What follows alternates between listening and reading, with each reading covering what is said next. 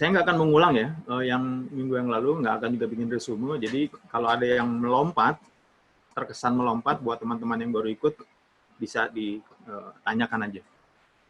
Saya mau pakai slide ya, Hilma, Izu. Udah keluar?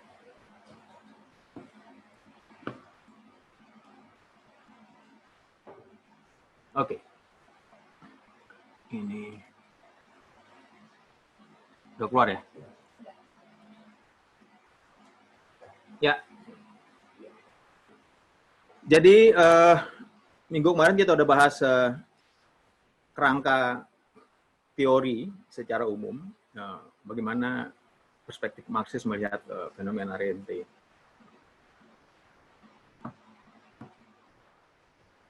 Untuk sedikit mengingat saja, begitu, kita bisa mengatakan bahwa rente atau rent sering diterjemahkan dalam bahasa Indonesia di dalam berbagai buku begitu dengan sewa, yang menurut saya tidak terlalu tepat. Jadi mungkin rente lebih tepat, walaupun juga ya satu terjemahan yang kurang pas juga ya, tapi ya oke lah. Rent saja sebetulnya lebih pas untuk memaknai berbagai hal yang disorot oleh Marx di dalam fenomena ini. Jadi kita lihat rente itu menjadi penanda untuk beberapa hal. Yang pertama yang harus kita ingat, ya, dia menjadi penanda dari berkembangnya satu sistem penguasaan tanah yang disebut sebagai tanah milik. Jadi landed property itu menjadi landed private property, ya. Jadi menjadi barang yang berupa tanah dan segala hal yang ada di atasnya itu berubah menjadi milik. Dan itu di dalamnya terkandung unsur rente secara otomatis, gitu ya. Secara otomatis. Jadi landed property itu dengan sendirinya menghasilkan rente di dalamnya, atau ada rente di dalamnya. Masalahnya apakah rente itu akan punya nilai dalam angka-angka tertentu, dalam jumlah tertentu, dalam value tertentu, gitu, atau dalam harga tertentu, itu bergantung kepada dua hal. Satu tentu saja bagaimana si pemilik tanah mendeterminasi besarannya. Ya. Dan kedua, sistem secara umum yang berlaku, yang dia menyokong keinginan dari pemilik tanah itu. Bisa jadi rente itu nilainya 0. Tapi rente 0 bukan berarti tidak ada rente di situ, di dalam private property itu, di dalam landed property itu. Ya. Bukan berarti dia tidak rente yang bernilai 0, tidak ada. Jadi itu harus dibedakan nilai yang 0 dengan ketiadaan rente. Nah, secara teoritik, sekali lagi, saya bilang, setiap landed property itu di dalamnya terkandung rente. Nah, besarannya itu 0, 1, 2, sampai seterusnya itu bergantung kepada bagaimana si pemilik tanah mendeterminasi itu. Dan kemudian sistem sosial politik yang melingkupi masyarakat itu mendukung keinginan para pemilik tanah tadi. Yang kedua, walaupun di dalam landed property itu dia terkandung rente, dia tidak dengan sendirinya ya, memberikan atau menjadikan pemiliknya suatu ground rent yang dapat dipungut. Ada banyak faktor yang membuat si pemilik tanah, si pemilik properti itu, dia dapat memungut. Satu ya. Berikutnya, itu tidak, jadi setiap landed property tidak, walaupun ada terkandung rente, tidak otomatis dia menyediakan rent. Sebetulnya bukan landed property-nya yang terpenting di dalam soal rente ini. Yang terpenting itu adalah kuasa. Ya, kuasa yang dimiliki oleh si pemilik properti untuk menentukan kapan saya mau pungut rente, kapan saya mau mengut, tidak mengut rente, berapa saya mau mengut rente, dan seterusnya. Jadi ada kemungkinan tanah-tanah yang sebutlah tidak produktif, yang dikuasai, dimiliki oleh seseorang itu nggak bernilai apa-apa secara rente, gitu, bagi si pemilik tanah. Karena dia belum mau mungut. Ya. Nggak ada kegiatan produktif di situ, ya. Tidak ada kegiatan ekonomi di mana surplus bisa muncul, lalu kemudian rente itu yang nggak dipungut. Tapi bukan berarti tidak ada rente di situ. Jadi sepenuh-penuhnya rente itu bergantung kepada kuasa. Jadi kuasa seseorang terhadap tanah itu yang lebih menentukan ketimbang secara otomatis atau given gitu ya, yang muncul di dalam satu tanah. Tapi given for granted, rente itu ada di dalam tanah. Ini poin penting saya kira kalau nanti kita misalnya mau melihat perkembangan rente pada masyarakat modern dari perspektif Marxis, sesuatu yang Marx tidak terlalu kasih perhatian. Misalnya tanah perkotaan. Tanah perkotaan itu di suatu waktu misalnya dikuasai oleh seseorang, apakah dia cara membeli atau mengambil dan sebagainya, berubah menjadi private property, dan dia nggak punya nilai. Tetapi ada situasi-situasi tertentu di dalam masyarakat yang membuat kemudian si pemiliknya dengan power yang ada di tangannya atas tanah itu, dia menentukan. Jadi ada satu valuasi tertentu atas tanah itu. Dan nilai tanah itu kemudian bisa menjadi melonjak naik sedemikian rupa. Gitu. Jadi sekali lagi, power yang ada di pemilik tanah itulah yang menentukan berapa nilai rente akan dipungut dari tanah. Nah, dengan adanya rente, dia juga menjadi penanda bagi berkembangnya proses-proses yang kita sebut dengan konsentrasi pemilikan tanah. Karena power tadi ada di tangan si pemilik tanah, menguasai tanah dalam skala besar, walaupun nanti dia tidak akan kerja produktif secara langsung, menginvestasi modalnya di situ, ya, dalam berbagai kegiatan ekonomi, itu saja sudah akan menghasilkan uang dari rente. Ya. Jadi menguasai tanah skala besar sebetulnya didorong juga dengan perkembangan sistem rente itu. Dan ini sangat menarik sekali lagi kalau misalnya kita lihat perkembangan penguasaan tanah di perkotaan, gitu ya. Bagaimana spekulasi-spekulasi tanah berkembang, konsentrasi-konsentrasi penguasaan tanah dan kemudian spekulasi, dia didorong oleh faktor perkembangan rente ini. Juga bukan hanya menguasai tanah, tetapi menguasai kekayaan alam. Jadi ada banyak kekayaan-kekayaan alam yang belum berubah menjadi komoditas dan belum memiliki harga di pasar, itu tidak menghasilkan apa-apa.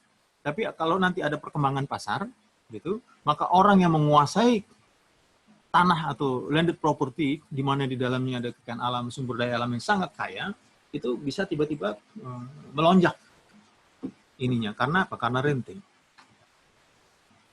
Yang ketiga, rente juga menandai berkembangnya sistem eksploitasi tenaga kerja. Dalam hal ini maksudnya adalah pengambilan surplus kerja yang berkaitan dengan produksi di atas lahan secara sistematik. Gitu ya.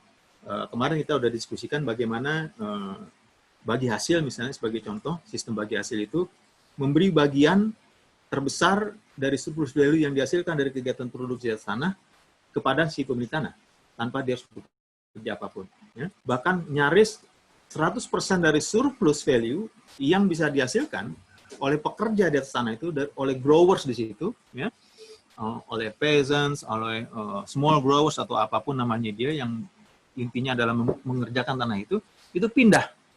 Nah, surplus value itu beranjak terutama sekali sebelum komoditas itu pergi ke pasar dengan harga tertentu, dia dari surplus kerja yang dihasilkan di dalam proses produksi di atas tanah itu. Nah, rente memberi kesempatan si pemilik tanah untuk mengambil bagian terbesar. Nah, ini harus diingat historinya memang dari masa pra-kapitalis sampai ke masa kapitalis itu, bagian rente itu akan menunjukkan besaran yang lebih besar, besaran surplus value yang lebih besar yang diambil oleh pemilik tanah ketimbang orang yang mengerjakan tanah itu. Ya. Tetapi secara teoretik berarti kalau sistem kapitalisme berkembang, itu nilai rente juga akan turun. Turun, sebagaimana kegiatan produksi, khususnya industri kapitalis, dia harus memperhitungkan nilai produksi dari besaran-besaran yang kita sebut organic composition of capital itu, ya, dan proses-proses kerja di dalamnya. Nanti saya masuk ke situ lebih jauh. Yang keempat yang harus kita ingat, ya, kita udah diskusikan kemarin, akumulasi kapital di sektor pertanian itu lebih lambat dibanding sektor yang lain, khususnya industri. Ya. Karena apa? Karena tanpa rente, ya, nilai produksi pertanian itu sangat rendah. Jadi organic composition of capital di sektor pertanian itu sangat kecil. Ya. Dari OCC yang kecil itu, nilai produksi menjadi kecil. Ya. Dia hanya mengambil surplus value terbesarnya dari surplus labor langsung yang terjadi dari proses pengolahan tanah. Ya. Nah, rente ketika diambil itu bisa membuat nilai produksi pertanian naik. Ya. Tapi tentu saja nanti pasar juga sangat menentukan bagaimana harga, ya, menentukan surplus value. Sebaliknya, ketika rente diaplikasi atau ketika rente ditetapkan, gitu, terjadi konsentrasi penguasaan surplus produksi pertanian. Jadi surplus value yang dihasilkan baik dari hasil pengolahan tanah dari proses produksi maupun dari nilai komoditas di pasar itu kemudian terkonsentrasi di tangan si non-growers tadi, si pemilik tanah, bukan di tangan para pengolah tanah, para pekerja yang mengerjakan tanah itu. Ya.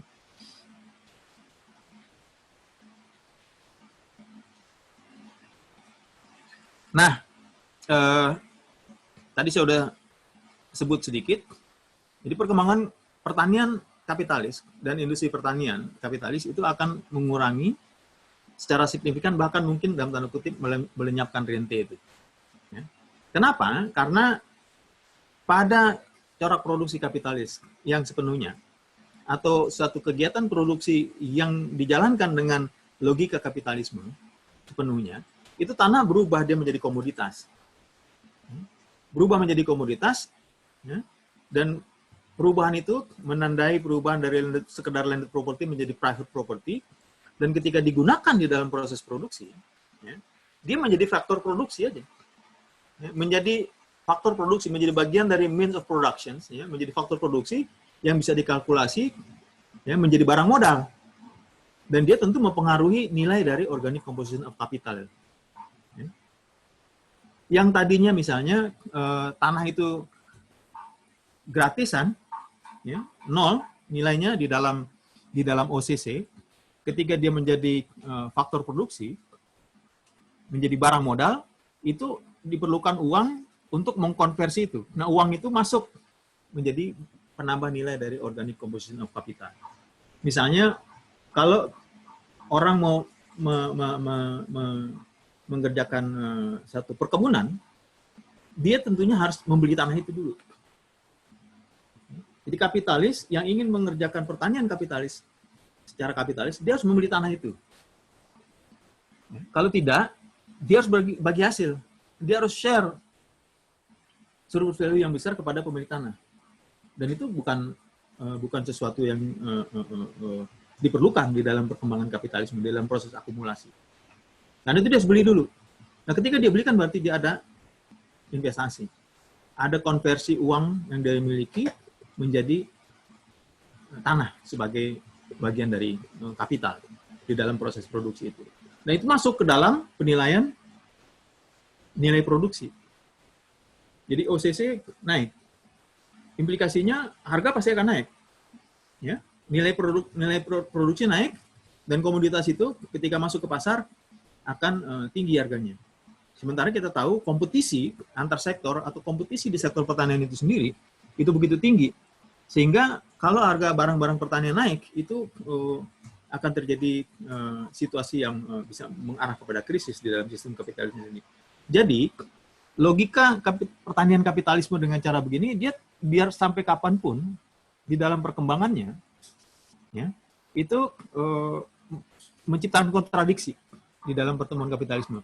Itu sebabnya perkebunan atau pertanian kapitalis skala besar itu akan selalu mencari lahan-lahan besar yang bisa dikuasai secara dalam tanda kutip gratisan, di mana rente tetap dibayarkan, tetapi nilainya kecil, ketimbang orang membeli lahan sebagai bagian dari investasi.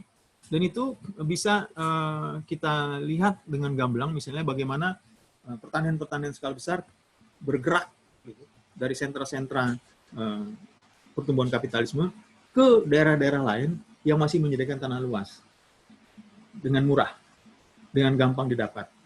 Ya. Bahkan tanpa harus dimiliki dengan cara membeli. Supaya apa? Supaya terjadi keseimbangan antara harga komoditas di pasar dengan organic composition of value yang diperlukan untuk menghasilkan ini. Agar kompetisi bisa terus berlangsung dan akumulasi surplus tentu bisa berputar dengan cepat ya di dalam sirkuit kapital yang kemarin kita sudah diskusikan. Oke, ini poin-poin yang untuk mengingat atau menjadi penanda dalam diskusi kita. Sekarang saya mau langsung masuk ke sektor kehutanan di Indonesia.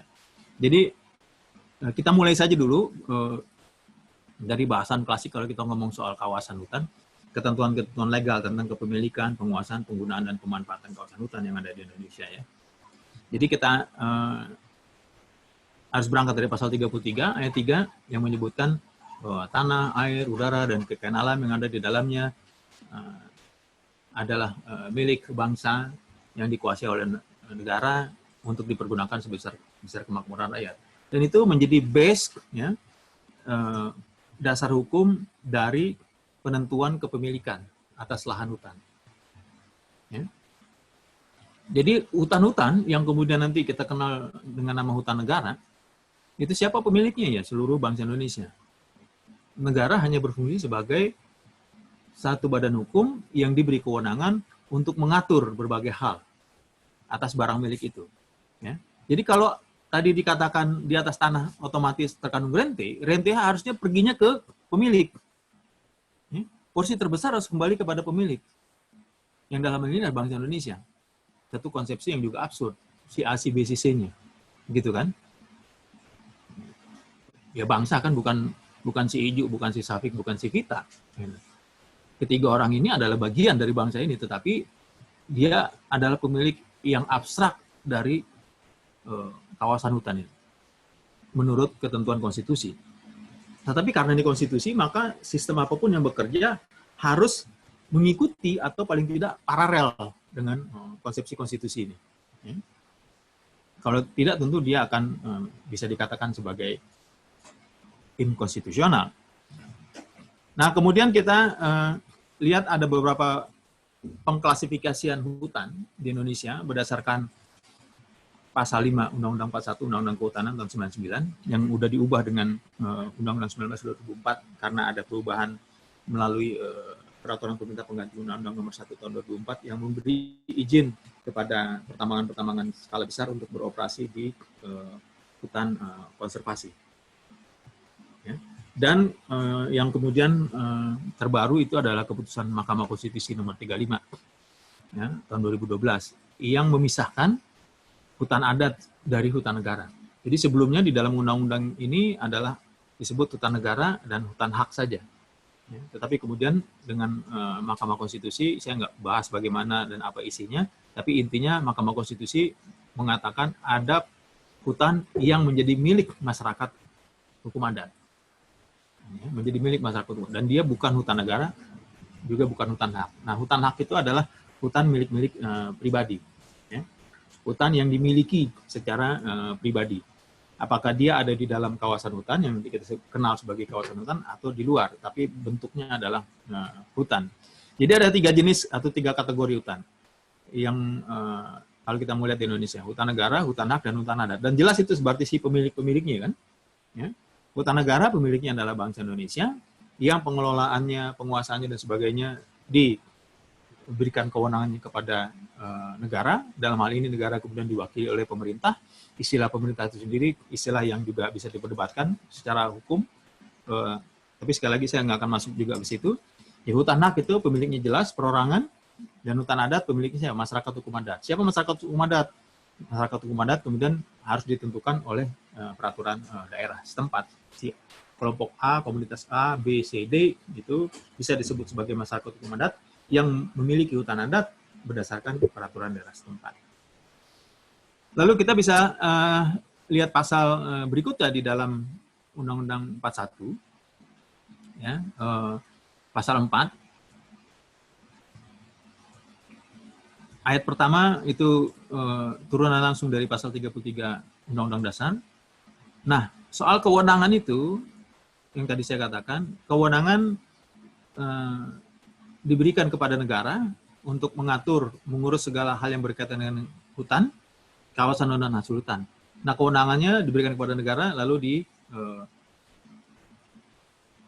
dipegang oleh pemerintah. Jadi pemerintah punya kewenangan untuk mengurus segala sesuatu yang berkaitan dengan hutan, kawasan hutan, dan hasil hutan. Menetapkan status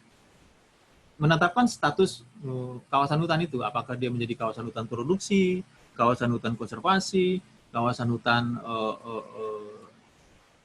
produksi terbatas, kawasan lindung, dan sebagainya.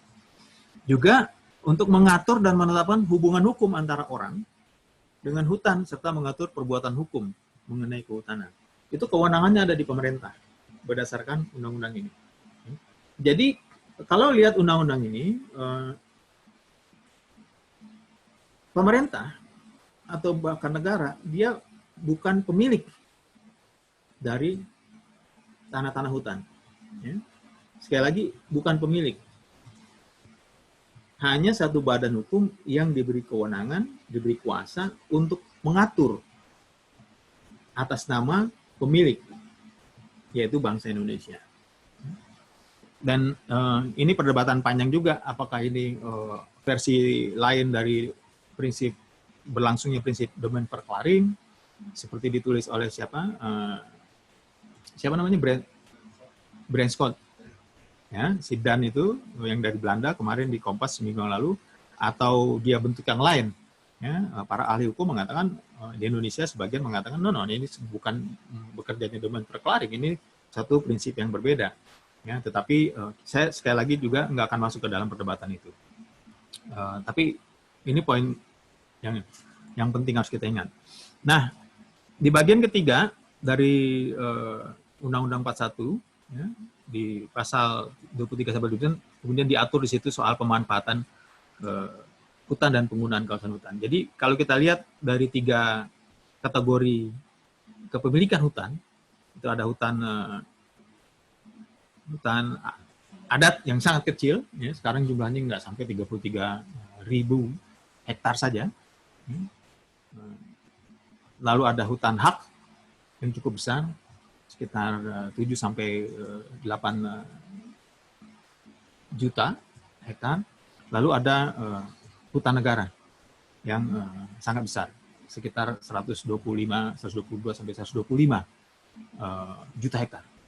Nah, di atas hutan negara inilah kewenangan-kewenangan pemerintah, ya, dia diberikan untuk yang tadi mengatur segala hal.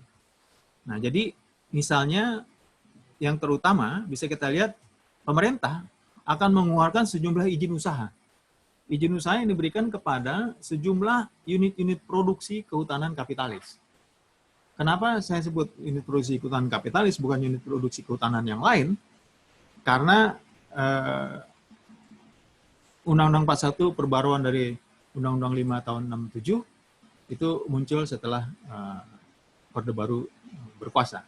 Nah, peralihan dari tujuan-tujuan menciptakan masyarakat sosialis Indonesia ke mengintegrasikan kembali Indonesia ke dalam sistem kapitalisme global terjadi pada tahun-tahun 65 sampai 67 itu. Jadi sekali lagi peristiwa politik, kejadian politik tahun 65 sampai 67 itu juga menjadi faktor penting untuk kita melihat perubahan-perubahan corak produksi di Indonesia. Jadi izin-izin dikeluarkan, macam-macam izin, ya? Dari izin untuk pengembangan pengambilan kayu dari hutan alam, untuk pengembangan kayu di hutan-hutan hutan tanaman, industri, HTI, atau sekedar pengambilan hasil kayu gitu. Jadi ngambil hasil kayu aja tanpa harus ngurus tanahnya, tanpa harus ngurus arealnya, sampai kepada yang terbaru penguasaan hutan untuk konsesi-konsesi yang mereka sebut sebagai, pemerintah sebut maksud saya, sebagai rehabilitasi ekosistem.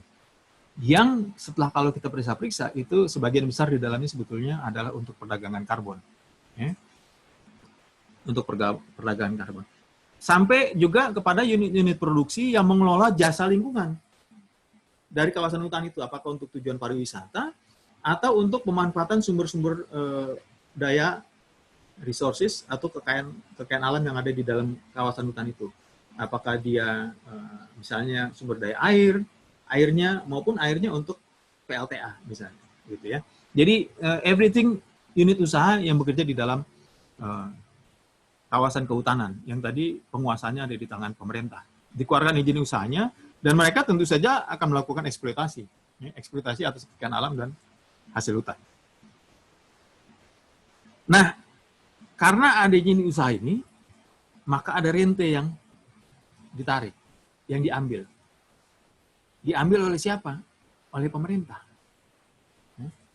Saya sekarang mau mulai membatasi dengan tegas kata negara dengan pemerintah.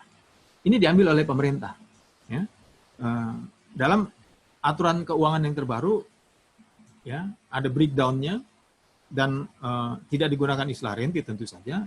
Itu menjadi bagian dari penghasilan negara bukan pajak, PNBP. Ya. Ada aturan-aturannya dan disebutkan PNBP itu setiap kali ditarik harus segera masuk ke kas negara.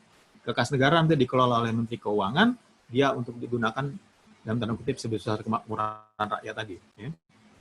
Tetapi itu kan satu proses yang memiliki logika pengelolaan keuangan sendiri, ya, pemungutan, pengumpulan, penyimpanan dan kemudian disburse-nya untuk program-program pembangunan dalam rangka kesejahteraan, itu logika sendiri.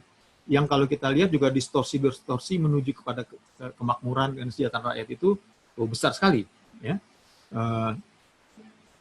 Nah, intinya ada rente yang diambil. Intinya ada rente yang diambil oleh pemerintah. Dikelola oleh pemerintah. Ini poin penting untuk kita melihat satu transformasi, ya, di dalam satu proses komodifikasi kawasan hutan. Jadi rente menjadi penanda penting, gitu ya, di dalam proses transformasi itu. Tentu saja sekali lagi pengelolaan unit-unit usaha produksi kehutanan kapitalis itu organic composition of capitalnya sangat-sangat rendah. Kenapa begitu? Karena sebetulnya yang diambil adalah resources yang sudah ada di dalam kawasan itu. Ya. Resources yang tidak memerlukan investasi untuk menghasilkannya. Alam itu sendiri sudah menghasilkan itu, ya, lewat proses yang panjang. Itu tinggal diambil, tinggal dikeruk, gitu. Ya, tinggal dieksploit. Memang ada yang kemudian dikelola, seperti kawasan-kawasan pariwisata, ya, harus dikelola, harus dibuat bangunan-bangunan, harus dibuat segala macam fasilitas. HTI, ya, atau HPA yang dia menggunakan sistem tebang pilih, tebang di sini, lalu tanam di sini, dan seterusnya. Ada proses pengolahan. Tetapi intinya, ya, ada banyak hal komposisi organik dari tanah itu sendiri yang dia menyumbang besar di dalam proses penciptaan sesuatu barang yang nanti menjadi komoditas yang dieksploit. Jadi unit-unit usaha produksi kapitalis ini dia tidak memerlukan kapital yang cukup besar untuk menopang kegiatan produksinya.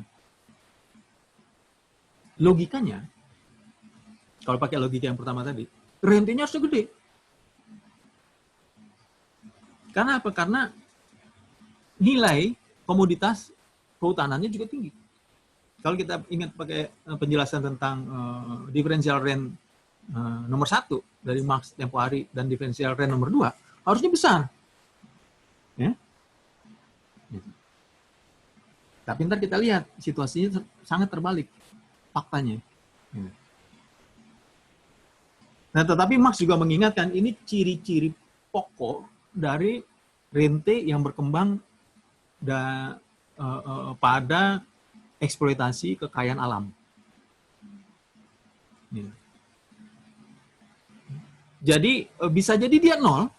Jadi satu kawasan itu tidak ada rentenya yang bisa dipungut karena si pemiliknya belum melihat kondisi ekonomi di mana ada komunitas di situ yang dia bisa mengambil rente.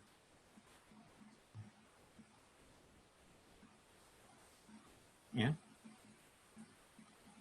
Tapi bisa juga menjadi sangat tinggi karena di situ ya, ada sistem-sistem yang membuatnya memungkinkan untuk dipungut dalam jumlah yang besar. Dan tanah-tanah perkotaan itu mengikuti logika ini. Tetapi tanah-tanah di non-perkotaan, untuk pertanian apalagi di kawasan hutan, di mana kekayaan resource-nya luar biasa, apakah dari hasil hutan sendiri atau dari dalam tanah, dalam bentuk barang mineral, itu mengikuti logika yang pertama. Rente baru muncul, baru bisa diambil ketika ada situasi ekonomi yang membuat ada komoditas yang Marx sebut sebagai situasi pasar yang membuatnya menjadi sangat bernilai. Sebut aja misalnya, ketika belum ditemukan barang tambang di dalam kawasan hutan, maka nggak ada nilainya kawasan hutan itu kecuali kayu dan mungkin hasil hutan non kayu. Tapi begitu ditemukan batu bara dan akan diambil batu bara atau emas di situ, ya, maka menjadi sangat bernilai kawasan itu. Sebelumnya, karena itu informasi-informasi mengenai kekayaan alam ini itu juga menjadi informasi-informasi, menjadi komoditas yang sangat bernilai, yang diperebutkan, bahkan melalui pertarungan-pertarungan kuasa sampai kepada perang. Pengelolaan informasi mengenai bagaimana kondisi geografis, geologis, dan kekayaan alam di dalam satu kawasan itu adalah menjadi bagian penting dari proses-proses yang kita sebut dengan ekstraktivisme kemudian. Jadi OCC-nya sangat rendah, ya, karena tinggal ngambil dia. Yang kembali kalau tadi pakai logikanya harusnya rentenya besar, karena nilai komoditasnya sangat besar. Nah, OCC sangat rendah, rente yang kecil tentu akan menghasilkan surplus, ya, yang juga sangat besar. Harga barang yang di pasar sangat tinggi, OCC-nya rendah, rentenya kecil, tentu gap, ya, antara nilai produksi dengan nilai komoditas di pasar itu besar. Itu bagian dari profit. Keuntungan sangat besar. Jadi pemegang izin di dalam kawasan hutan itu, dia akan segera menguasai, ya, keuntungan atau kekayaan yang luar biasa dari proses ini. Dan itu memudahkan dia untuk mengakumulasi kapitalnya di berbagai tempat, di berbagai sektor. Dan seringkali tidak kembali di sektor kehutanan. Karena kemudian investasi akan menjadi sangat besar nanti, kalau dia mau investasi lagi di situ. Karena ada proses rehabilitasi yang harus dikeluarkan biayanya dari berbagai macam kerusakan. Nah, kalau kita lihat perputaran ini, maka rente ini yang nilainya sangat rendah di kawasan hutan, itu menjadi faktor pendorong terbesar dari kerusakan dan kehancuran kawasan. Begitu juga nanti rente yang kecil di sektor pertambangan, kalau ada waktu kita diskusi itu menjadi faktor penting kerusakan lingkungan.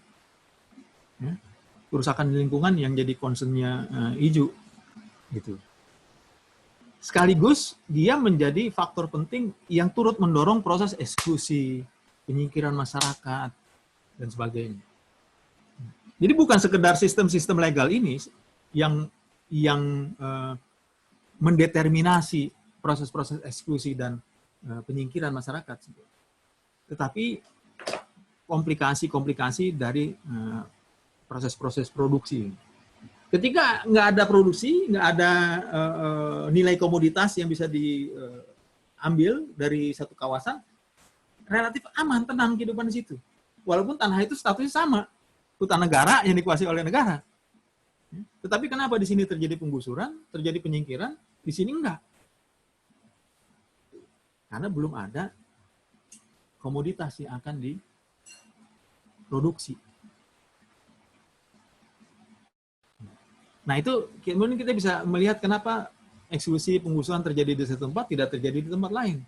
Atau terjadi berulang-ulang di satu tempat, terjadi satu kali, atau tidak berulang-ulang di satu tempat, atau di tempat lain tidak terjadi sama sekali.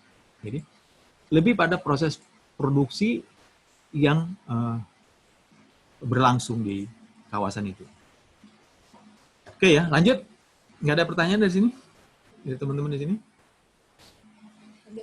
Lanjut. Oke. Nah, jadi kalau kita lihat lebih ini data-data yang udah bosen lah kita lihat ini ya, tapi sekedar untuk memberi gambaran saja. Ya, luas daratan di Indonesia kurang lebih 190 juta hektar, 134 juta hektarnya itu disebut sebagai kawasan hutan. Ya, jadi yang non hutan atau orang-orang kehutanan disebut sebagai APL, ya, area penggunaan lain itu 59 juta saja. Ya. Sisanya itu kawasan hutan. Sebagian besar dari kawasan hutan ini itu sekitar 120 juta hektarnya itu yang menjadi hutan negara. Ya. Menjadi hutan negara daratan. Ada juga hutan negara berbentuk perairan yang abu-abu ini 5 jutaan gitu. Lalu 8 juta ini yang hutan hak. Nah, ada yang 33.000 hektar sampai nggak keluar warnanya itu yang hutan adat. Ini yang hutan adat itu saking sedikitnya nggak keluar 33.000 dibanding ini nilainya jutaan semua, yang lain puluhan ribu. Hutan adat cuma puluhan ribu gitu. Jadi nanti kita lihat bagaimana eksploitasi, kerusakan dan rente itu ada di sini. Komplikasinya akan kita lihat lebih banyak di sini. Nah, sementara dari segi fungsinya itu kita bisa lihat aja di dokumen-dokumen dari kementeriannya. Ya, hutan konservasi berapa? Di sini ada 12,8 juta, hutan produksi terbatas, hutan produksi konversi, hutan lindung berapa? Hutan lindung hampir 30 juta, dan hutan produksi tetap itu 29,2 juta gitu. Yang di dalam kajian kita di ARC ini, dalam buku yang harusnya udah launching bulan yang lalu tapi belum sempat, mudah-mudahan bulan Agustus bisa keluar, itu kita nyatakan 24,2 juta itu harus dilepas gitu. Makanya bukunya judulnya 24.2 Manifesto gitu. Sebetulnya 24,2 juta hektar yang menurut kita sangat patut dan harus dilepas. Oke, itu soal lain. Jadi ini gambarannya, datanya data-data resmi KLHK yang tinggal dikomposisi ulang. Sekarang kita lihat konsesi-konsesi kehutanan dan rente resmi. Saya sebut rente resmi karena rente yang diatur oleh peraturan-peraturan pemerintah, peraturan-peraturan perundang-undangan. Ada banyak rente tidak resmi, ya. Ada banyak rente tidak resmi, yang dia masuk ke dalam klasifikasi ke dalam pengelolaan keuangan, pengelolaan kekayaan negara sekarang itu sebagai bagian dari korupsi. Ya. Tetapi Marx itu nggak memisahkan sebetulnya. Ya. Buat dia apakah yang resmi, tidak resmi, ya rente gitu. Rente ya rente. Tetapi tentu memerlukan satu riset yang sangat mendalam untuk bisa mendapatkan angka berapa besar rente tidak resmi itu. Jadi saya hanya akan mencoba bongkar-bongkar, mengotak-atik yang disebut dengan rente resmi itu. Ya. Rente resmi ini dia muncul atau berbentuk, ya, muncul dalam bentuk sejumlah iuran untuk pemanfaatan kawasan hutan yang disebut dengan IUPKH itu, IUPKH. Dari beragam denda, kerusakan-kerusakan yang terjadi akibat pengelolaan, pemanfaatan dan penggunaan kawasan hutan yang tidak semestinya, sejumlah penghutan lain. Nah, dulu. Nah ini dia, termasuk dana reboisasi, ya, dana reboisasi. Tetapi untuk sejumlah ekonom non Marxis, khususnya neoklasik, PBB nggak masuk rente, pajak bumi bangunan. Karena pajak itu dianggap sebagai satu keharusan dari orang yang tinggal di satu negara ketika dia memiliki properti. Gitu. Ya, memiliki tanah sebagai properti kena PBB. Tetapi buat Marx, pajak termasuk dalam hal ini pajak tanah, yaitu rente. Ya. Dia adalah bagian dari ground rent sebetulnya. Dia bagian dari ground rent yang berbentuk pajak saja. Tapi pajak itu secara umum kalau Marx kan menyebutnya sebagai biaya luar biasa dalam proses produksi. Jadi extraordinary cost of production. Dia bisa masuk di dalam, dia bisa langsung dimasukkan ke dalam komponen dari means of production tadi, pajak itu. Ya.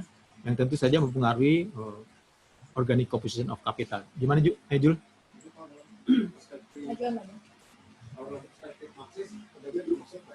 Ya, dihitung sebagai bagian dari rent. Ya. Tapi ini menarik nih dalam soal hutan ini, juga dalam penguasaan tanah di Indonesia. Jadi PBB itu kan menunjukkan bagaimana seseorang memiliki properti. Jadi tax atau pajak yang dibayarkan oleh seseorang ketika dia memiliki properti di dalam suatu negara. Ya, propertinya tidak semua properti tentu kena pajak. Ya, ada berbagai ketentuan. Kita punya gelas sebagai properti kita nggak kena pajak. Gelas kayak gini misalnya nggak kena pajak. Ya. Sepeda dulu kena pajak, televisi dulu kena pajak sebagai properti. Iya, tapi sekarang dia tidak masuk lagi. Televisi dulu disebut sebagai barang mewah, luxurious goods kan. Dia kena pajak. Sekarang hanya mobil Mercy, mobil BMW yang disebut sebagai luxurious goods atau mobil biasa. Mobil masih masuk luxurious, kena pajak. Gitu. Sepeda sudah tidak lagi, tapi sepeda motor masih. Gitu. Tanah otomatis siapa yang memiliki tanah dia bayar PBB. Jadi sebetulnya yang punya kewajiban membayar PBB itu adalah pemilik tanah. Nah ini menarik, di dalam penguasaan hutan, di dalam penguasaan HGU, tanah-tanah perkebunan, itu pembayar PBB adalah orang yang menguasai hak. HPH, HTI, HGU. Jadi bukan pemilik. Semestinya yang bayar pajak, kalau pakai kerangka logika tadi, bangsa Indonesia. Sebagai pemilik. Karena dia penanda, ya. Jadi pungutan yang diambil oleh negara, sebetulnya teks juga kalau menurut Marx itu adalah satu cara dari para kapitalis untuk memperbesar surplus value dari kegiatan akumulasi yang bisa mereka lakukan dengan menggunakan instrumen negara. Jadi negara gitu didorong untuk menciptakan instrumen tax atau taxation, ya, agar proses akumulasi itu bisa menjadi lebih lancar, ya, bahkan menghasilkan surplus yang lebih besar. Apakah di satu tempat itu atau di tempat yang lain.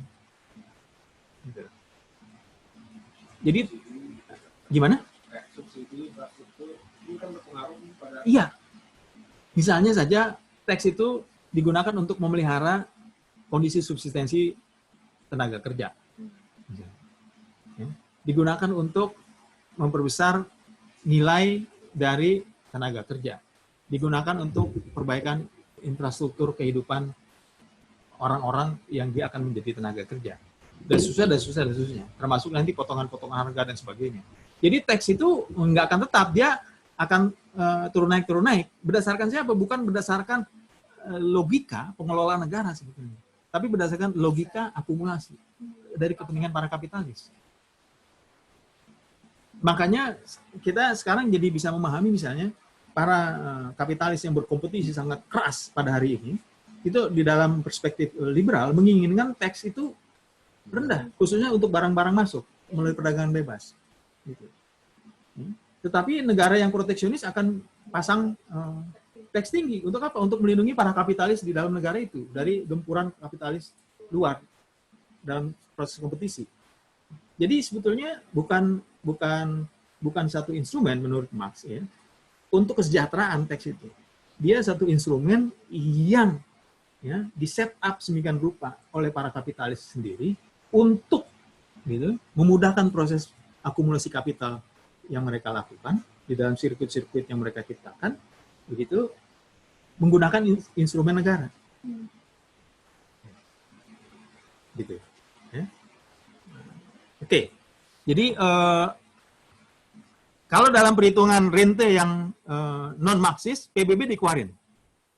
Ya, dia hanya konsentrasi kepada dana reboisasi dan iuran-iuran untuk pengelolaan pemanfaatan kawasan hutan dan sejumlah denda-denda. Nah ini kalau kita kembali kepada diskusi minggu yang lalu, ada jenis-jenis rente yang disebut dengan absolute rent atau monopoly rent, ada differential rent tingkat 1 dan tingkat 2, dengan warna yang berbeda-beda, merah, hijau, dan biru, itu, maka kita bisa juga sebetulnya mengindikasikan sejumlah pungutan-pungutan yang di sini kita klasifikasi sebagai rente resmi itu di dalam bentuk-bentuk rente yang macam-macam, gitu ya. Agar kita bisa melihat lebih detail kalau ada yang mau melakukan kajian ke arah situ. Jadi PBB itu dia bisa kita klasifikasi sebagai differential rent tingkat 2. Ya. Kenapa? Karena nilainya bergantung kepada kondisi tanahnya. Ini apakah kesuburan atau sejumlah fasilitas yang sudah berkembang. Karena itu PBB di kota jelas lebih besar dibanding PBB di daerah pedesaan misalnya. Ya. Sementara dana reboisasi itu dia dipungut berdasarkan nilai komoditas. Ya. Itu ada di dalam klasifikasi absolute rent. Denda dan pungutan lain itu dia diferensial rent tingkat 1 akibat kualitas-kualitas lahan. Nah, yang IUPKH itu dia kan beragam-ragam ya. Ada kalau menurut aturannya ada puluhan gitu, ada puluhan tapi bisa iuran itu ada 8 ya. Iuran itu ada 8 jenis, tapi bisa kita kategorikan lagi lebih simpel menjadi 5 gitu, dari mulai rente untuk hasil hutan kayu, hasil hutan bukan kayu, ya, tumbuhan dan satwa liar, benih, ya, itu ditentukan berdasarkan harga jual komoditasnya. Ya, harga jual ya, bukan harga pasar. Ya, harga jualnya siapa menentukan? Pemerintah juga, itu ada di dalam peraturan pemerintah. Jadi kayu-kayu bulat, log itu berdasarkan jenis kayunya, itu harga jualnya udah ditentukan. Jadi orang memproduksi itu akan menjual berapa. Tapi tentu pasar bukan berdasarkan harga itu. Pasar lain lagi. Ada faktor distribusi dan sebagainya, keuntungan yang harus diperhitungkan. Lalu jasa lingkungan. Jasa lingkungan itu iurannya itu akan diambil, cara menghitungnya per aktivitas, per unit, per waktu. Waktunya bisa harian, bisa sekali kedatangan. Kalau wisata, bisa periode tertentu ketika dia mengambil jasa lingkungan. Lalu ada pemanfaatan sumber daya air, ya, baik air sebagai airnya, sumber air, atau untuk energi, ya, untuk membangun PLTA misalnya, itu per izin, per waktu. Ya. Lalu ada pemanfaatan geotermal. Ya.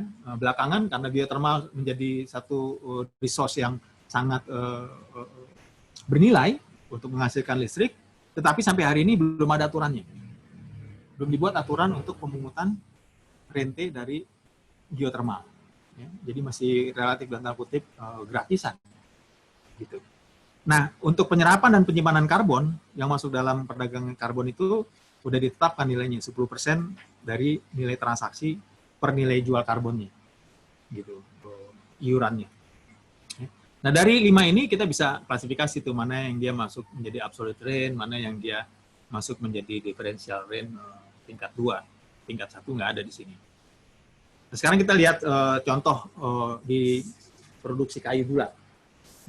Produksi kayu bulat nanti, tapi ini ada 3 bentuk izin usaha pengelolaan hasil hutan, ya, kayu yang berbentuk hutan alam, hutan tanaman, dan rehabilitasi ekosistem.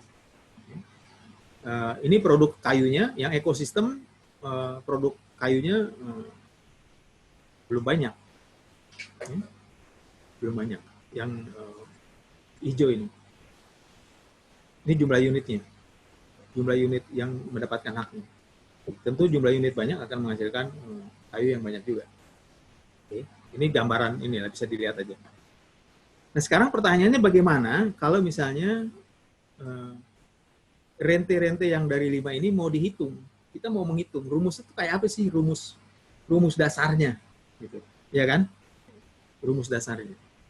Maka ini untuk absolute rent aja dulu ya.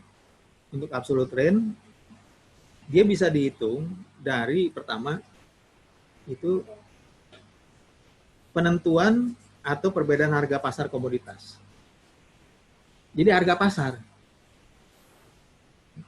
Ini bukan yang ditentukan, bukan yang dibuat oleh pemerintah ya. Kita bisa menghitung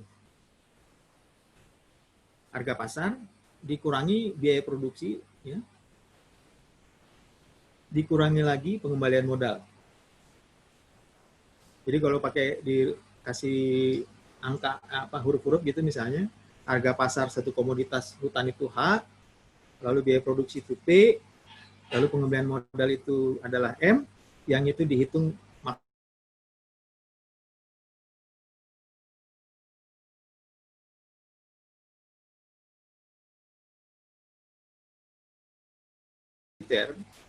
ini adalah rente potensial yang semestinya diambil oleh pemilik tanah.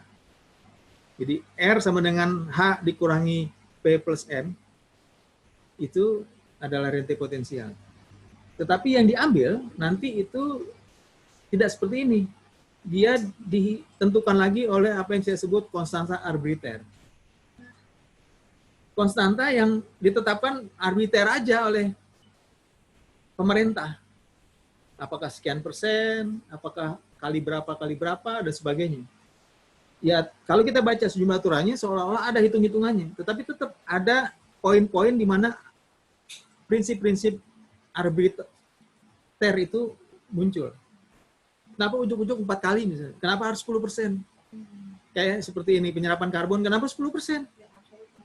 Gitu. Kenapa enggak 90%? Gimana? Enggak ada. Kenapa 10%? Kenapa enggak 90%? Ya tentu akan ada argumen-argumen, mungkin saja bisa dijelaskan, tetapi itu tidak menjelaskan why. Bukan, kalau dibalik ya, kenapa bukan 90%? Nah, jangan lupa, sekali lagi, di sini penentuan rente-rente atau iuran dan sebagainya, itu tidak sepenuhnya ditentukan di atas mejanya para pemerintah yang dia ada dalam ruang vakum. Di situ ada proses-proses politik, ada proses-proses negosiasi dan transaksi juga tentu dengan para pemilik modal yang berkepentingan dengan hasil hutan itu untuk penentuan itu. Tentu bahasanya agar kami tidak rugi dong. Bahasanya. Ya kan? Jadi kalau rente yang kegedean, ntar kita rugi. Ini sama seperti penentuan upah minimal buruh.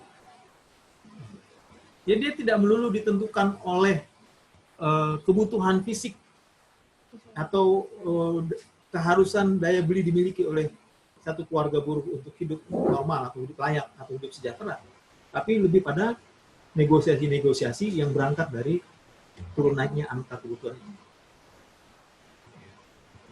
Tentu semakin bisa dipres akan semakin baik. Nah ini tentu dia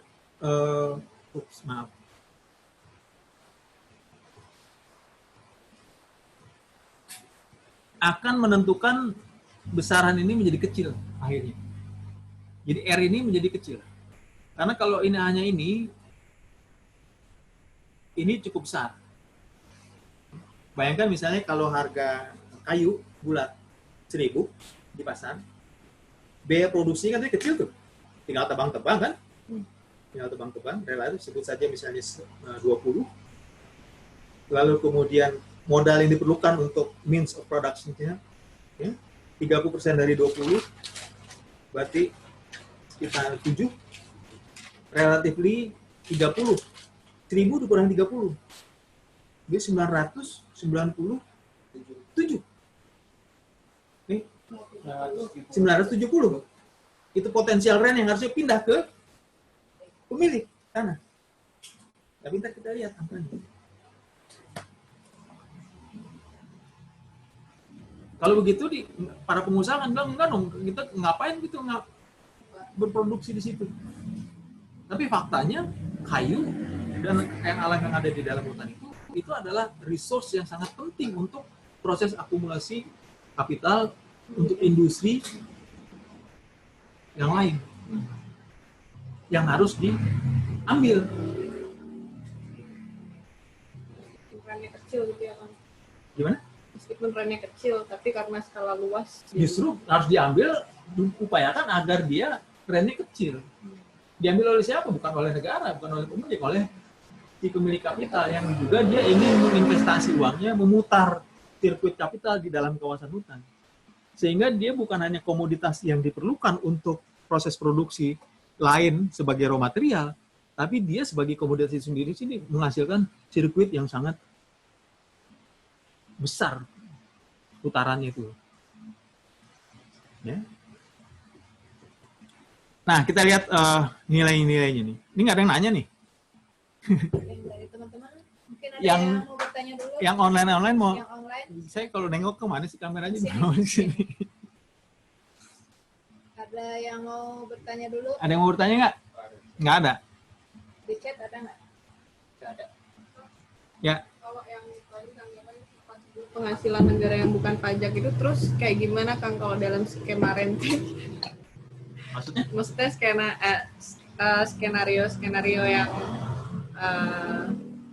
ada buat menciptakan penghasilan negara bukan pajak tuh, kalau pajak kan buat misalkan kesejahteraan atau apa gitu kan, terus dia juga berdasarkan pasar dan si kepentingan kapitalis itu sendiri. Kalau misalkan yang penghasilan negara yang bukan pajak itu, terus gimana? Itu kan juga tetap aja rente kan? Ya, rente sebetulnya. Tapi ya, gimana? Rente, bahasanya secara generik kita bisa sebut sebagai rente. Tapi tentu dalam bahasa dalam pengelolaan keuangan negara disebutnya PNBP. Dan dia banyak sekali jenisnya itu kan, kategori-kategori. Di dalam kawasan hutan aja, PNBP itu banyak juga. Ada sekitar 33 gitu ya, yang bisa diambil di situ. Tetapi 31 jenis iuran dan pungutan yang masuk klasifikasi PNBP ini. Kalau kita lihat di PP 12 tahun 2014 yang terkait kehutanan. Nah, itu rente semua dalam pengertian generik ini. Ya. Nah, bisa dilihat aja nih PP ini, apa aja tuh yang masuk 31 ya. Nah, beberapa kita bisa lihat angka-angkanya bahkan. Misalnya PNBP atau rente dari produksi kayu, ya, non kayu dan juga pemanfaatan kawasan hutan yang lain itu oleh pemerintah sendiri dipublikasi besaran-besarannya cukup gede buat kita. Oh, gede juga ya gitu loh, mencengangkan gitu. Tapi ntar kalau kita lihat lagi komoditas itu harganya berapa, itu akan lebih mencengangkan gitu. Misalnya nih dari rentenya aja untuk ini secara keseluruhan ya, pemerintah itu mengklaim misalnya tahun 2018 ya jauh dari rencana, realisasinya hanya 85 juta US dollar dia dapat. Tahun-tahun sebelumnya bisa sampai 321 US dollar di tahun 2011. 321 juta US dollar itu berapa rupiah tuh? Berapa triliun tuh jadinya? Banyak lah ya. udah nggak bisa luar kepala nih sekarang untuk segera menghitung itu. Ya, banyak. Wah, gede juga nih. Dan kalau kita baca laporan KLHK gitu, dia akan menonjolkan sekali keberhasilan kementeriannya mengumpulkan PNBP yang besar. Dan ini diperoleh dari tadi ya, dari 5 jenis macam-macam pungutan ya. Dari reboisasi sampai kepada denda-denda pelanggaran. Di luar PBB loh ini ya. Di luar PBB, karena PBB nggak dimasukin oleh dia di sini. PBB ya itu masuk dalam kategorinya tax atau pajak. Gitu. Ini kan bukan pajak. Nah, kalau Marx saya samain aja itu, masuk aja dia. Oke. Nah, ini tidak hanya dari kawasan-kawasan yang produktif, atau dari kawasan yang bisa diproduksi, nah, termasuk kawasan, tapi juga kawasan konservasi ada PNBP-nya. Sekarang ya ada macam-macam, dari pemanfaatan tumbuhan satwa liar,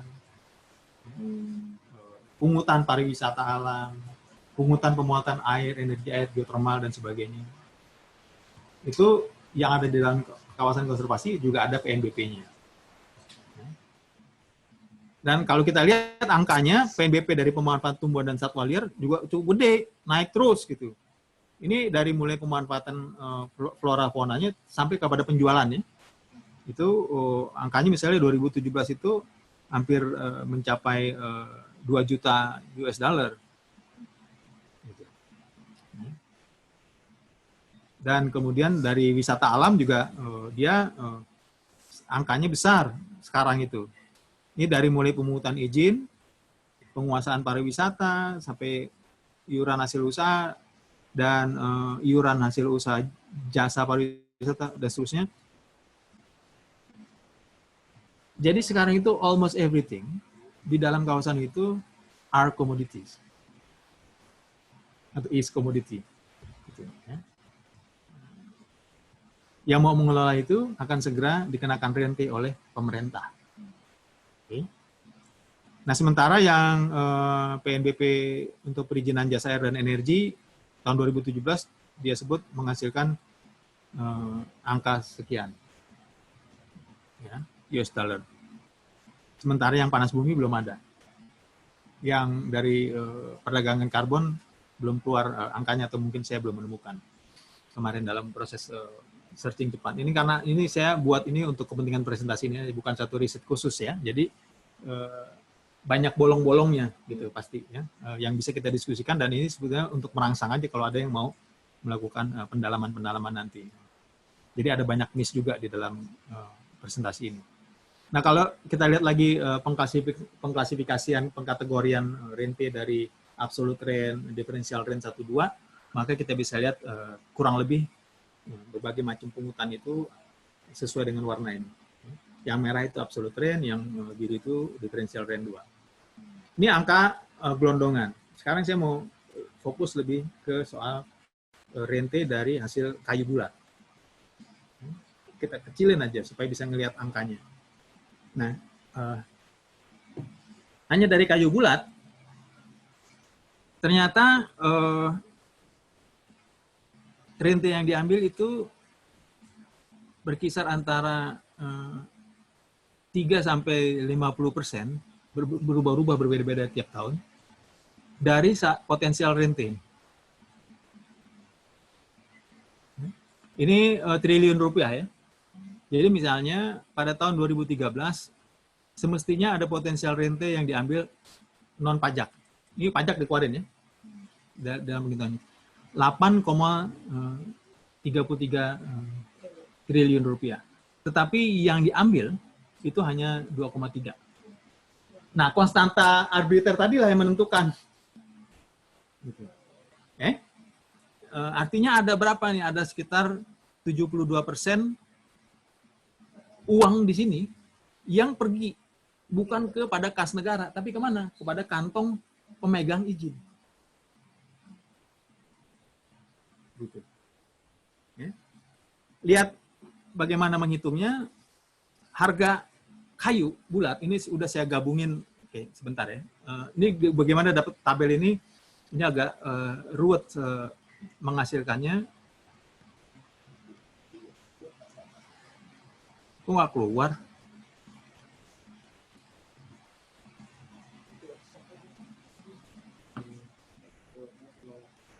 Hah? Ini ada rente. Ya, kok nggak keluar sih? Oh, ini. Jadi kita hitung dari kayak gini nih. Dari berapa produksi kayu bulat, dari hutan alam, hutan tanaman, nilai produksi.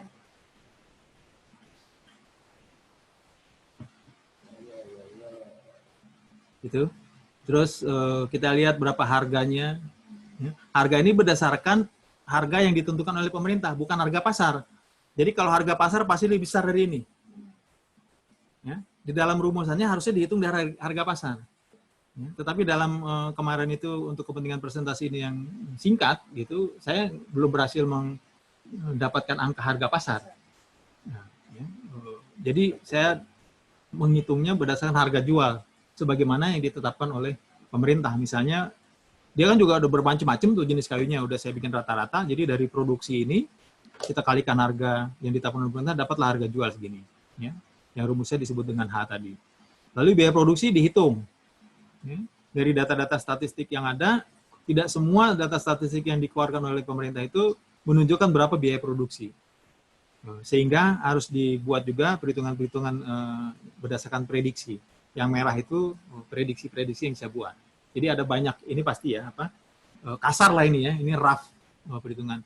Lalu saya hitung ada profit brutonya, tapi ini nggak penting dalam penghitungan rente. Yang penting adalah pengembalian modal yang 30% dari biaya produksi ini.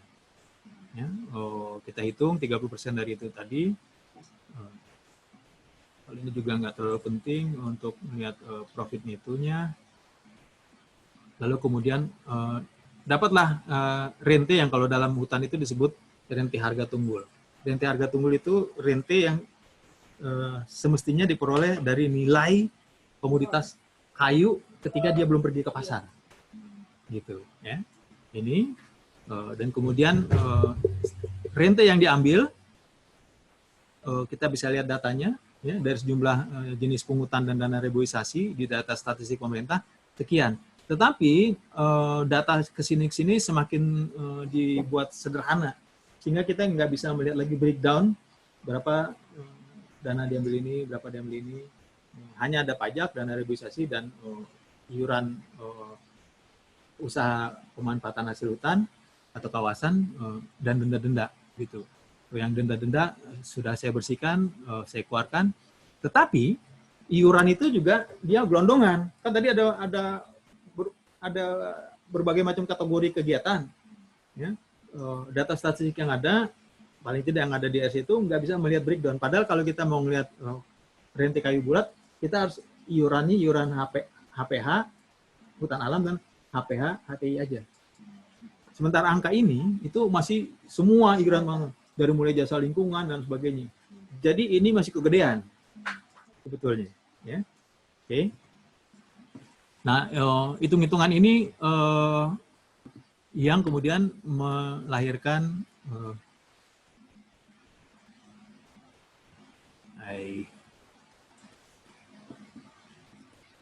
tabel ini yang sudah saya sederhanakan. Jadi ini juga dia angkanya masih kegedean sebetulnya. Ya, saya nggak berhasil dalam waktu cepat kemarin itu memisahkan mana yang iuran untuk produksi kayu bulat aja. Ini masih memasukkan semua jenis iuran yang 8 tadi. Dari 8 jenis usaha pemanfaatan hutan. Jadi mestinya ini lebih kecil.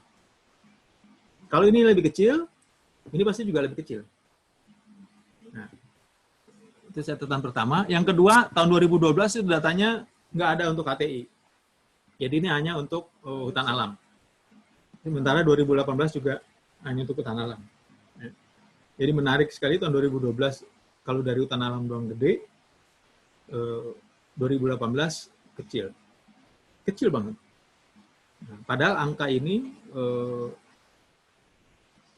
ini sudah lebih spesifik untuk hutan alam aja. Kalau ini untuk macam-macam. Oke. Kecil kan? Kecil banget gitu. Uang yang masuk ke pemerintah sebagai rente itu. Logika awal kan uang itu justru harusnya gede. Rente itu bagian porsi terbesar dari surplus value yang dimiliki oleh pemilik tanah.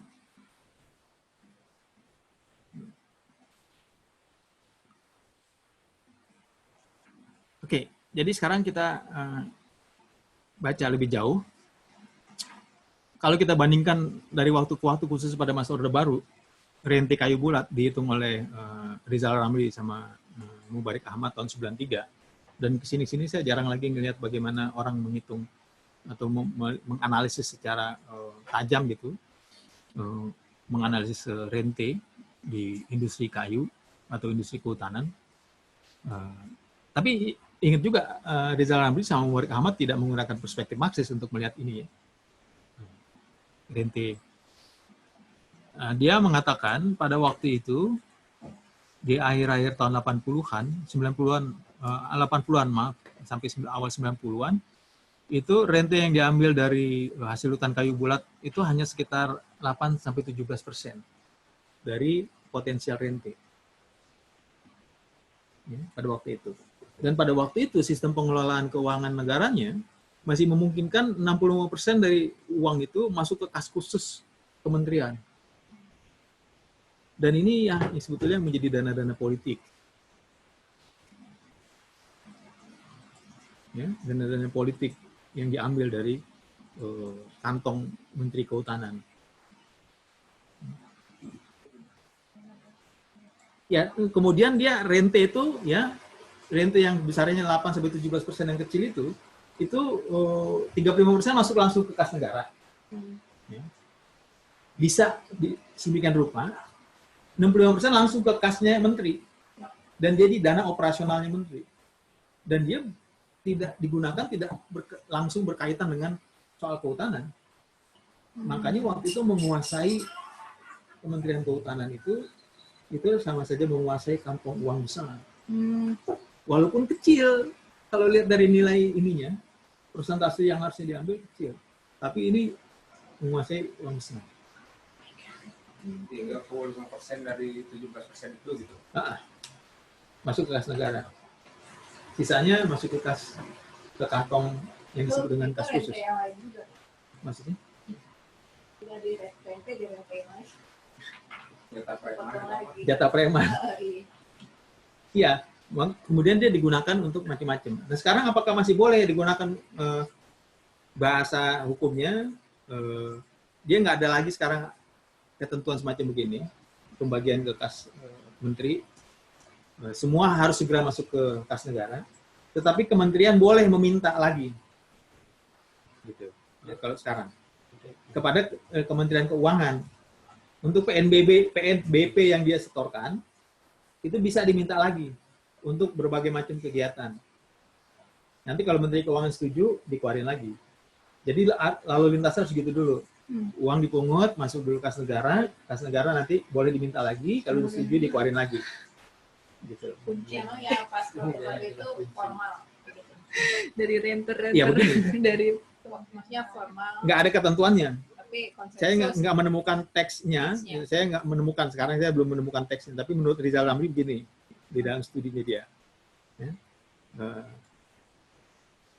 Nah sekarang bagaimana kondisinya? Sekarang kalau dilihat dari angka yang tadi, itu rata-rata hanya 25%. Itu pun tadi masih kasar ya, karena menghitungkan iuran yang diambil rente dari iuran itu masih memasukkan semua bentuk iuran dari penggunaan atau pemuatan kawasan hutan. Jadi kalau misalnya hanya dari industri iuran dari HPH, hutan alam dan HPH HTI, pasti rata-ratanya juga kecil. Jadi kurang lebih nggak beda jauh dulu dan sekarang. Kurang lebih gitulah. Saya pengen mengatakan itu. Ya.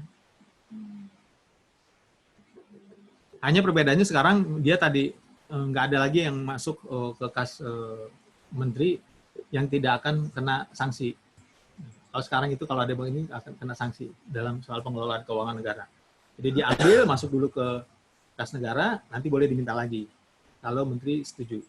Nah masalahnya PNBP dari sektor kehutanan ini akan dipakai untuk apa? Itu udah logika yang lain kan, seperti tadi logika penganggaran negara.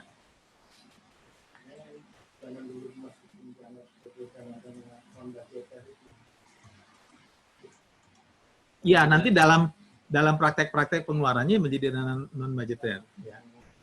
Ya. Nah, sekarang PNBP dia budgeter karena juga rencana-rencana penerimaan sekarang harus ada. Jadi setiap kementerian itu dia setiap tahun dalam penganggarannya akan menyebut kira-kira akan menghasilkan PNBP berapa. Gitu. Sebagai bagian dari proses pembuatan penyusunan APBN. Karena itu setiap kementerian sekarang berlomba-lomba memperbesar BNBP-nya, termasuk di sektor kehutanan. Tetapi sebesar-besarnya yang bisa dilakukan di sektor kehutanan, dia nggak akan bisa mengalahkan hukum akumulasi kapital itu. Karena apa? Karena tadi prinsipnya dia akan dibuat untuk mengamankan proses akumulasi itu. Nanti seperti kita lihat dan tadi kita sudah lihat gambarannya. Bayangkan nilai komoditas kayu atau yang lain-lain yang begitu besar, tapi rente yang diambil sedikit. Itu berarti proporsi terbesar kembali ke kantong si para pengusaha. Gitu. Tetapi rente ini tetap jadi penting, ada kalau di sektor kehutanan. Kalau dia nggak ada, berarti si pengusaha ini harus memiliki hutan itu kan. Pada memiliki itu sesuatu yang tidak dimungkinkan di dalam hukum, kerangka hukum Indonesia. Karena hutan itu nggak bisa dijual kawasannya, nggak bisa disewakan. Nah, kontradiksi-kontradiksi ini sebetulnya sesuatu yang menarik sekali untuk kita explore lebih jauh. Jadi kesimpulannya kita lihat nilai rente dari kawasan hutan itu jauh lebih kecil, jauh lebih kecil dibanding total nilai surplus yang bisa dihasilkan dari penggunaan atau pemanfaatan sumber daya hutan atau kekayaan alam. Tadi kita hanya melihat harga kayu bulat yang ditetapkan oleh pemerintah, bukan harga pasar yang real ya, yang pasti lebih besar dari itu. Ya tentu harga pasar fluktuasi juga. Nah, bayangkan sekarang bukan hanya kayu kan, komoditas yang dihasilkan dari hutan itu. Karbon, jasa lingkungan lah namanya, sumber daya non kayu, Ekowisata. ya, dan lain-lain sebagainya. Termasuk hewan dan flora fauna itu dia akan segera dihitung menjadi komoditas. Sementara manusia yang ada di dalamnya gimana? Manusia yang ada di dalamnya exclude. Ya. Dia exclude menjadi tenaga kerja.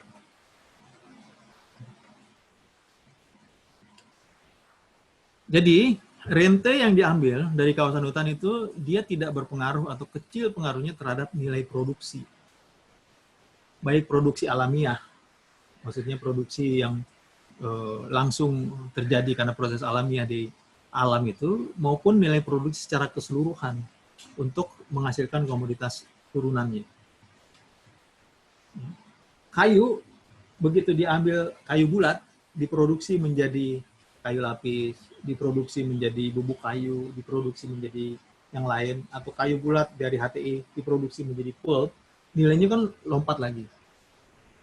Nah ini udah tidak lagi berpengaruh ke dalam rente hasil hutan, tetapi dia akan masuk ke dalam pajak-pajak atau rente-rente di bidang yang lain, perdagangan misalnya, atau industri.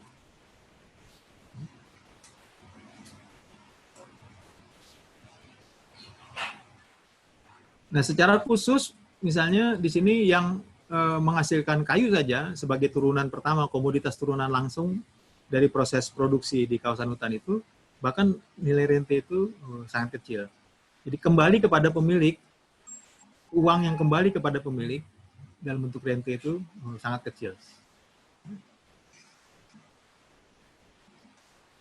Nah sekarang jadi muncul pertanyaan, mengapa dengan konsepsi legal formal yang ada terhadap kawasan hutan yang tadi udah kita bahas itu, rente resmi yang diambil sangat kecil?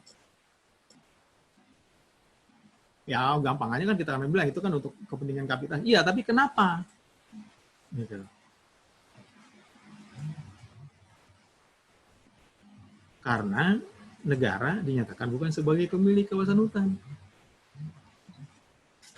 Negara hanya menjadi